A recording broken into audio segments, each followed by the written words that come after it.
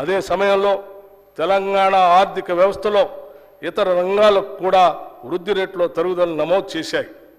విద్యుత్, గ్యాస్, నీటి సరఫరా, వాణిజ్యం మరియు మరమ్మత్తు సేవలు, హోటళ్లు మరియు రెస్టారెంట్లు, రైల్వేలు మరియు వాయు రవాణా వంటి రంగాలలో గణనీయమైన తగ్గుదల కనిపించింది. అయితే తయారీ రంగంలో మాత్రం పెరుగుదల కనిపించింది. గత సంవత్సరంలో నమోదైన 1.3% వృద్ధితో పోలిస్తే ఈ సంవత్సరం 5.9%గా వృద్ధి చెందింది. రియల్ ఎస్టేట్, నిర్మాణం మరియు మైనింగ్, క్వారీ వంటి ఇతర రంగాలు కూడా మునుపటి సంవత్సరంతో పోలిస్తే 2023-24లో అధిక వృద్ధి రేటును నమోదు చేశాయి.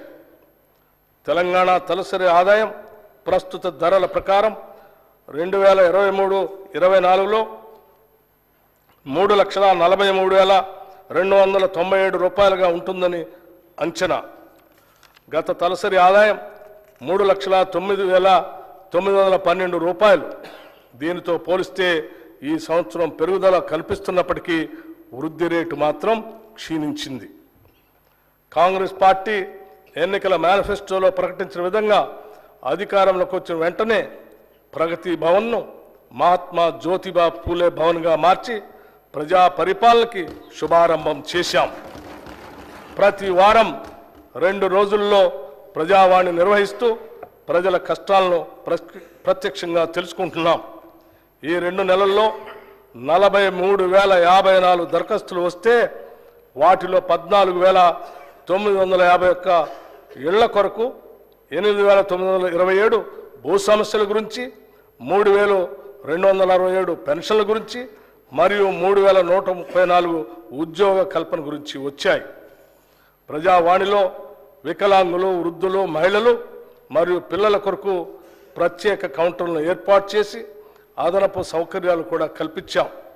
వైద్య సేవల నిమిత్తం వచ్చే రోగుల సహాయార్థం ఆరోగ్యశ్రీ కౌంటర్లను ఏర్పాటు చేశాం. ఒక పోర్టల్ ద్వారా ప్రజావాణి దరఖాస్తులన్నింటినీ నమోదు చేసి అవి పరిష్కారం అయ్యేదాకా వాటిని పర్యవేక్షించడానికి కలెక్టర్లకి, శాఖాధిపతులకి ఆదేశాలు ఇచ్చాం. ప్రజావాణి సక్రమంగా నిర్వహించేలాగా ఒక సీనియర్ ఐఏఎస్ని ప్రత్యేక అధికారిగా నియమించాం.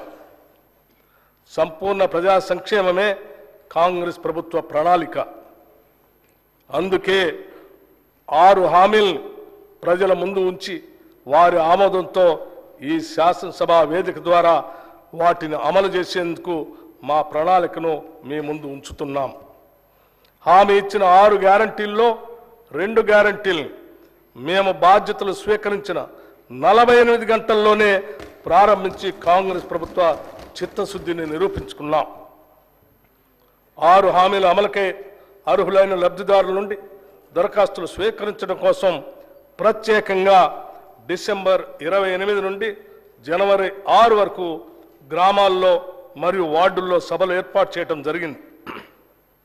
ఈ సభల్లో ప్రజలు 1.29 కోట్ల దరఖాస్తులు ఇవ్వటం జరిగింది. దీనిని బట్టి ప్రజల్లో ఈ హామీలపై ఉన్న విశ్వాసం అర్థమవుతా ఉంది. అందుకే ఒక ప్రత్యేక సాఫ్ట్వేర్ ద్వారా ఈ దరఖాస్తులను క్రోడీకరించే పని కూడా త్వరితగతిన పూర్తి చేయటం జరిగింది. దీనివల్ల మున్ముందు ఈ హామీల అమలులో లబ్ధిదారుల ఎంపిక మరియు వాటికి అవసరమైన నిధులు సమకూర్చుకోవటానికి మార్గం సులభతరం అవుతుంది.